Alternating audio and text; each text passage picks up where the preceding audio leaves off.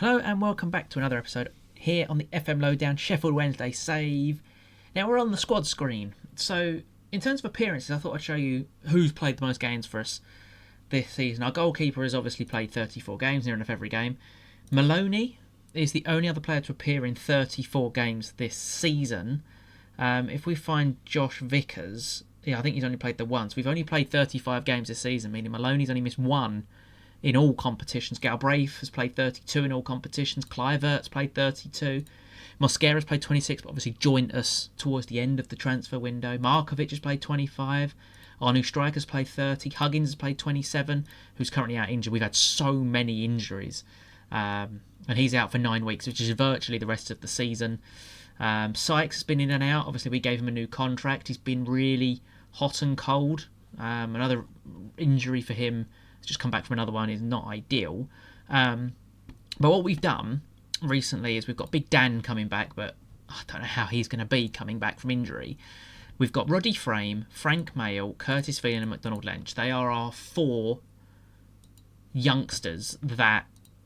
Like, this one's worth nearly £19 million. We don't play a left winger, so we're going to try and train him to play up front, but he obviously needs to work on his heading ability to do that. But he's someone we're looking to get involved now. Frank Mayle's another one who has got a lot of value in him, so we're trying to get these sort of players now integrated into the training with the senior squad at least. Hopefully we can get safe, and then we can use potentially some of them towards the end of the season. In terms of how we've been getting on, the last episode you saw us draw with Manchester United and beat Birmingham City.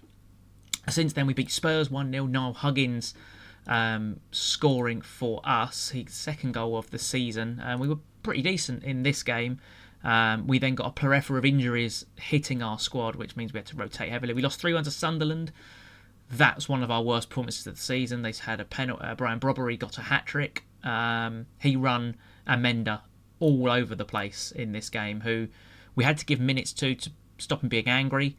Ulrich is another one who played in this game and played in the Arsenal game. We lost that too. The problem with him, he's just not very good. He's now handed in a transfer request and will probably leave next season.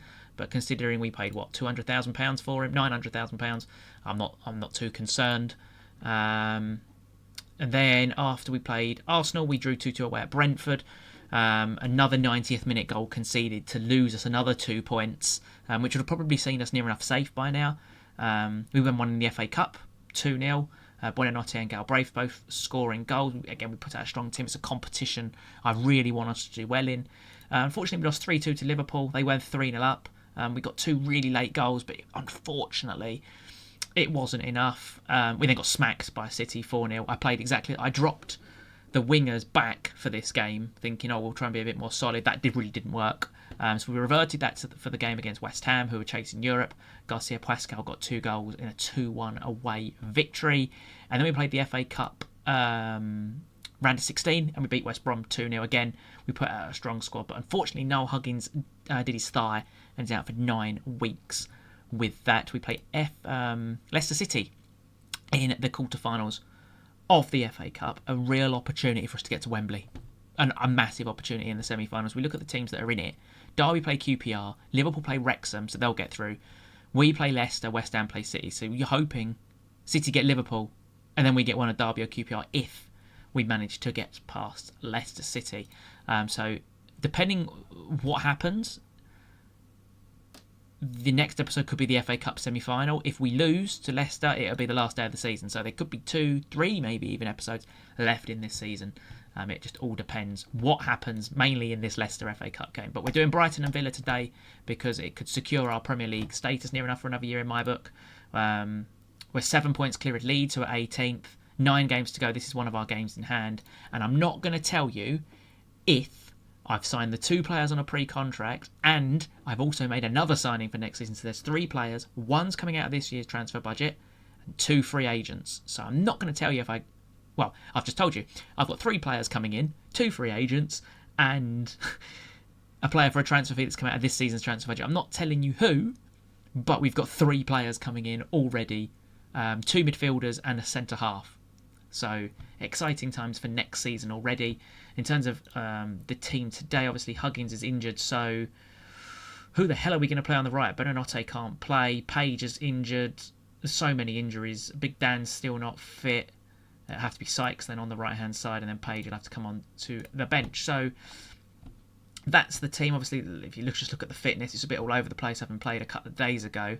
Devaney did score in that game, but he's tired. So I'm going to play Lench. McDonald Lench is going to get a Premier League start. I'm going to play Raheem Sterling instead of Sykes as well.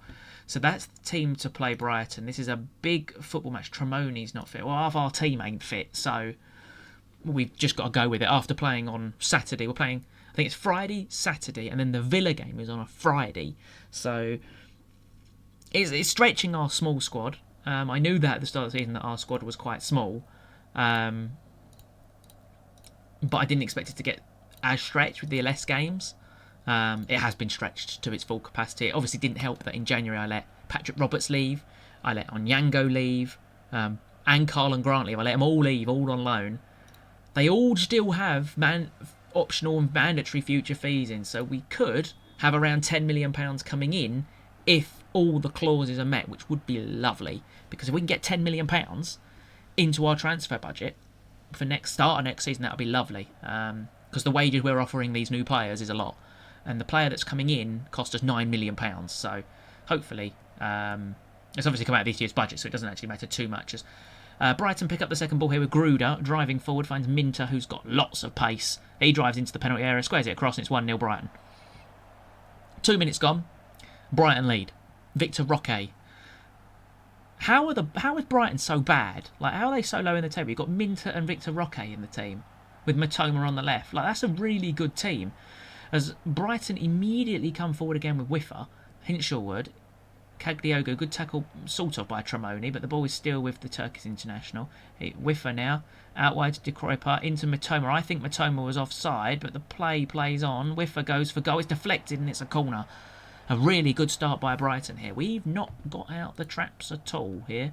Did these work? No, of course they didn't. Apply all advice. Right, can we break with Raheem Sterling then? From the corner. We've obviously left people on the edge of the box for this reason. Sterling with a brilliant switch out walls to Tremoni. Tremoni into the box and shoots. It's off the crossbar. A wonderful counter-attack. And it's just a shame he couldn't finish it. A real exciting opening to the game. It's just a shame it's not 1-1. That Victor Roque chance was like 0.8 expected goals. As De Kruijper now brings the ball forward for Brighton. Intercepted by Raheem Sterling. We've just got to keep the ball here. Mosquera. Amenda. Into Maloney. Out wide to Markovic. Markovic. Into Brunoda. Into Mosquera. Galbraith round the corner for Pascal. Lench goes for goal and forces a good save by Verbruggen. The 17-year-old looking for his first goal in the Premier League, I should say. Forcing a decent save. And Sterling's got himself injured, so Mark Sykes, that's a simple change. We'll replace him. Simple change, that one for us. We've actually got a player that can just slot in that position, so... Well, that means Sterling and Huggins are now both injured for us, who play on the right, different roles. But that could present a problem. Maybe Roddy Frame could play that sort of position, but I don't trust him defensively at all. Like, trying to play him defensively is going to be a problem. As Brighton have the ball out here with Matoma crossing, and Minter's header, it's good save by the goalkeeper. I haven't decided what other positions we're looking at for next season. Obviously, we've got a centre-half coming in. That's a direct replacement for Mosquera. We're never going to be able to pay £50 million for him. We've got a new sort of box-to-box type midfielder. Pasquale's in here. And he's missed. He's taken so long, and he's missed it. We've got a new sort of defensively minded midfielder who play the deep line playmaker role perfectly for us, so that's perfect.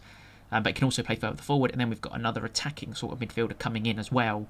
For free, so that's great. So we should be okay in that regard. So we're probably looking at a striker, another striker, I know, 2 wingers, and a goalkeeper. So we're probably looking at 4 or 5 more in the summer. But we're probably going to look at quality now, because we've got some decent players in our squad.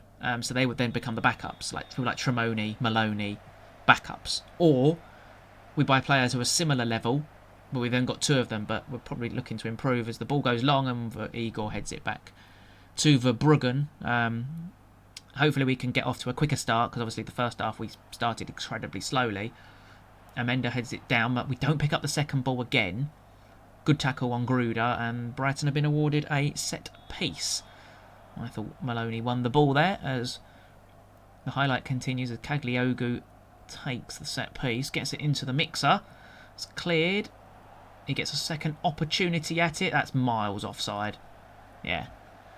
Thought that was miles offside. As we head past the 50-minute mark. Debating what to do, to be honest here. Obviously, we've got players that are absolutely shattered. Tremoni and Galbraith are the two. He's now been booked, which means he'll be banned for the Aston Villa game because that's his 5th yellow card. Barlasser is leaving at the end of the season. So Page will come on for Galbraith. Tremoni's going to have to come off, but I don't have another left midfielder. So is it time to introduce Roddy Frame? I don't know on that one yet. Amendo is going to come off for Cliver in that centre-back position as well. I kind of want to leave it until sort of 75 to get Frame on. I haven't really got anyone else to play out there. There's Tremoni now has a throw-in. Finds Sykes. Cuts inside. Page finds Tremoni on the opposite flank to where he should be. Bermuda does well. Finds Tremoni. Gets past his man, and that's a penalty. That's a penalty. I have no idea who steps up because Galbraith's not on the pitch, and nor is Devaney, and they've taken all our penalties this year. So I suspect... Oh, no. Who's... Oh, it's our striker. Our £10.5 million striker who can't hit a barn door is taking the penalty. And he's missed it. Oh... He could be a big waste of money, couldn't he? He just could be. He may be gone. He may be gone next season. He's now missed a penalty. Anyway, Cliver now finds Maloney with lots of space out wide to Tremoni. Into Maloney, he's got lots of room. There's loads more room on the right, but Page goes for goal and it's tipped over. That should have been fed to Sykes. So much room on the right-hand side. And we've not used him. As we head into the final sort of 15 minutes. Roddy Frame is coming on. Do I stick him up front? Yes, is the answer to that question. He's going to come on up front.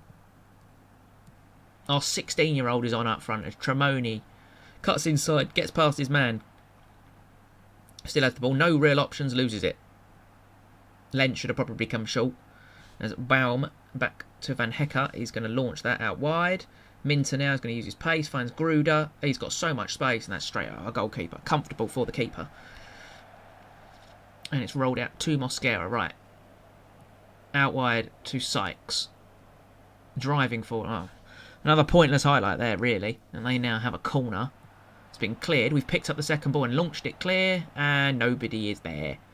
So Brighton have an opportunity to build up again. It's Diogo now.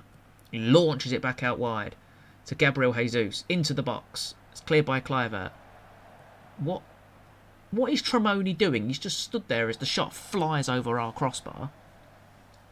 We have no more subs left. So what we've got is what we've got for the final 10 minutes.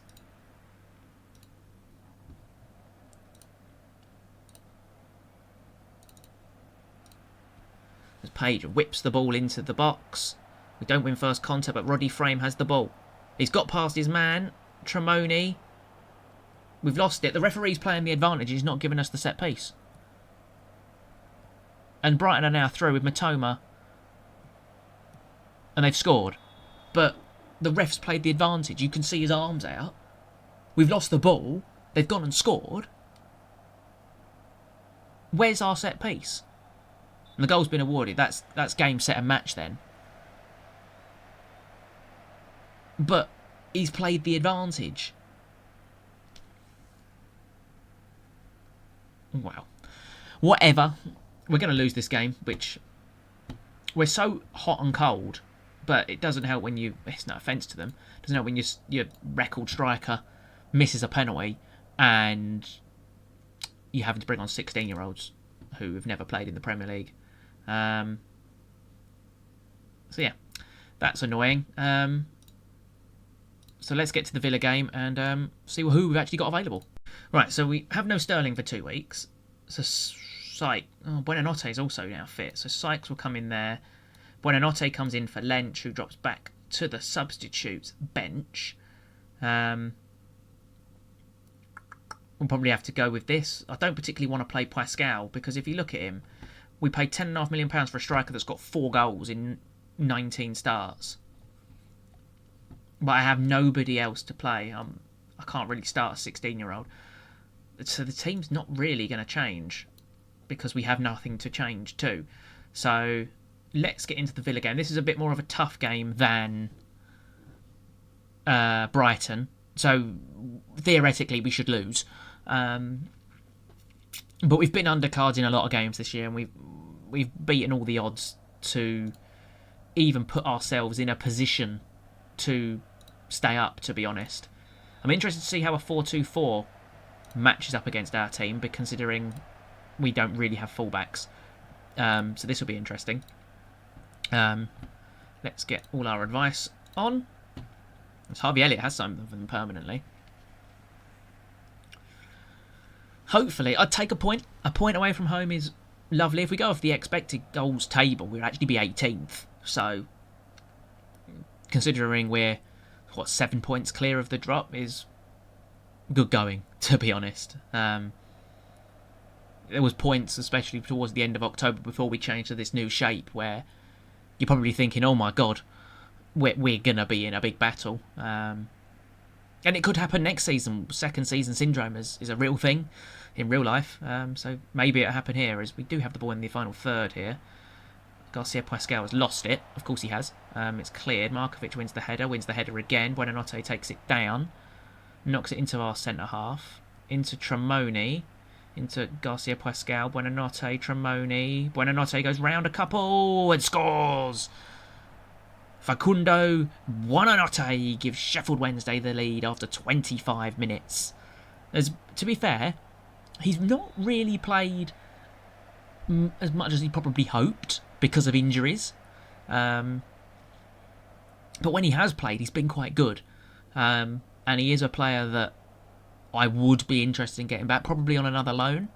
Again, we're going to have to use the loan market. I don't know what the board are going to give us for next year. Hopefully it's in the region of £50 million because we're going to need some quality. And to be honest, I've not really used the instalments like over 3 years. I've only really used it on Galbraith. So we've got lots of clauses that we can use. As Villa are on the break here with Ian Matson. Somebody take him down. We've not taken him down. And Gesson's now sprinting through 1-0. Why have we not taken him down? You've got to get stuck in, and Matson's just gone past you. You know how quick Gesson is. Just pull him down. Take the yellow card. It's just thinking. Like, we've got to get stuck in and just pull him down, take the yellow card. It's fine by me. Not enough housery is what I call it. So let's see what we can do in the second half. As Villa actually make a double change at half-time. It looked like 2 defenders have just come off for them. Yeah, the right back and the left centre-back have both come off. So as Matteo Tremoni picks up a booking, I don't really know what we're going to do, as Consonair has the ball to Bassi, who's come off the bench. Consa, Orman into Onana, and that's a good switch out to Bassi, which then he's got, out goes to the left back. Morgan Rogers gets past Mark Sykes. Morgan Rogers, one of the best players in the world, or in the Premier League, and it's a good save. A good save by the goalkeeper. This is a good, big second half. We've got to try and halt this little run, or sticky run that we're in, to try and get a point. What's he going to do? Oh, there we go. Into Markovic. Just keep the ball. That's it. Cliver. Oh, we've launched it. Oh, my God. Don't pick up the second ball. Maybe I need to look at certain things, because Cadamartri's better in the air, as that ball thunders over our goal. Let's change that back down to standard.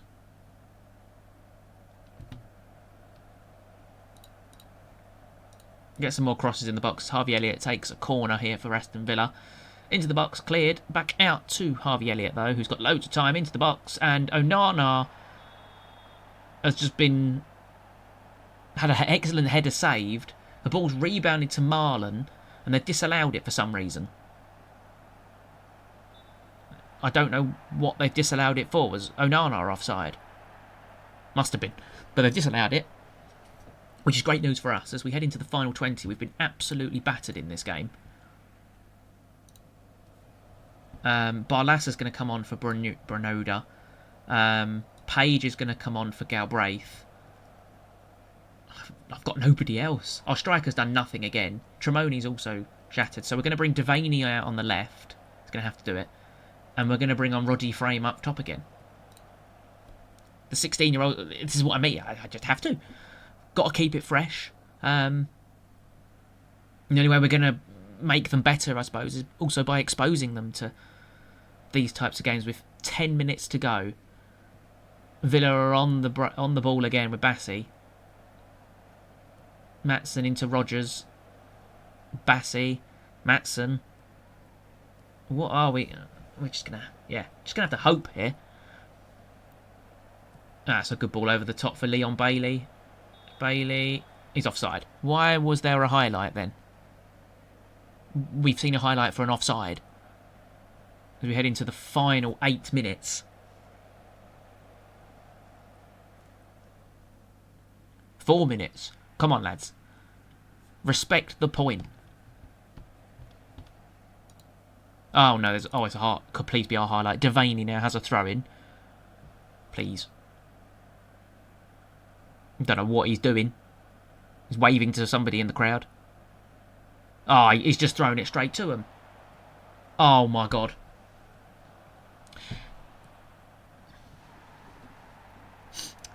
I have no words. Like, what the hell is that? Another 90th minute goal conceded by us. He's just thrown the ball straight to the Villa man. Markovic has all the time in the world to bring it down. Doesn't trust to do a little stupid flick. Back to the goalkeeper, who's nowhere to be seen because I expected him to be out that far. And they've scored. He just rounded him and scored. Brilliant. What? Well, Leeds. We've played a game more now as well. We were the Friday night. Who have Leeds got? Oh no, they're probably playing on the Sunday. They're Spurs, right? Well, hopefully Spurs can now do us a favour then. We now don't play for 2 weeks, so the lads will get a rest, and we can hopefully get some players back from injury because it's much needed for the final stretch of the season. I was hoping that we'd win one of them. We'd be safe from relegation, and we could just come back for the FA Cup. If we get to the semi-final. At this moment in time, Leicester are doing quite well in the Championship, so who knows what we're going to do. Man United are 17th. There's a scenario here where Manchester United could get relegated. Now, let me know in the comments, if Manchester United get relegated, would you like me to retire this manager and go to United as well and try and rebuild them? And we do 2 saves on the same save, but separate timelines, if that makes sense. Let me know in the comments. If that happens, would you want me to go to Manchester United and do a save with them? We can run them side by side. Leeds have drawn. Manchester United are in the bottom 3. Manchester United are in the bottom 3. And we'll leave it on that then. We're 7 points from clear with 7 to go. So if you enjoyed, make sure to leave a like and subscribe. I'll see you all next time where we could find out where if Manchester United would get relegated. Like I said, if we don't get through to the FA Cup semi-final, we're back for the final game of the season. If not, see you at Wembley.